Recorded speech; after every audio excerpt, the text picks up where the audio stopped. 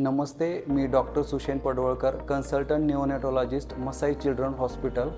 निओनेटॉलॉजिस्ट आणि NICU म्हणजे काय? निओनेटॉलॉजिस्ट म्हणजे नवजात शिशुतज्ञ, जे जन्मानंतर व जन्माच्या वेळेस बाळाला होणाऱ्या त्रासावरती उपचार करणारे तज्ज्ञ. आणि NICU म्हणजे निओनेटल इंटेन्सिव्ह केअर युनिट, म्हणजेच नवजात बालकांचे अतिदक्षता विभाग.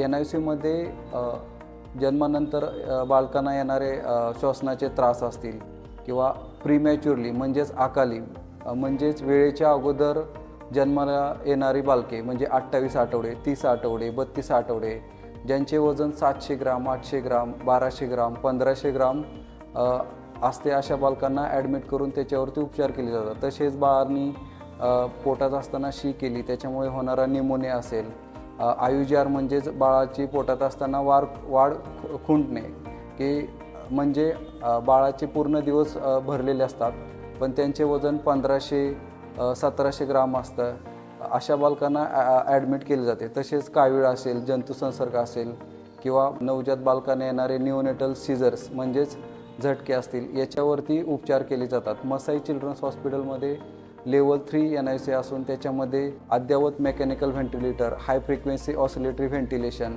बेडसाईड सोनोग्राफी, 2D इको अशा सुविधायुक्त NICU आहे. निओनेटॉलॉजिस्ट नॉर्मल बेबी केअर रिलेटेड जे पालकांना शंका असतात, जसे की बाळाला आंघोळ कधी घालावी, कशी घालावी, त्याच्यासाठी कुठले प्रोडक्ट वापरावे, लसीकरण कधी व कोणते करावे, ब्रेस्ट फिडिंग रिलेटेड म्हणजे स्तनपानबद्दल येणाऱ्या शंका, त्याच्यावरती सल्ला देतात.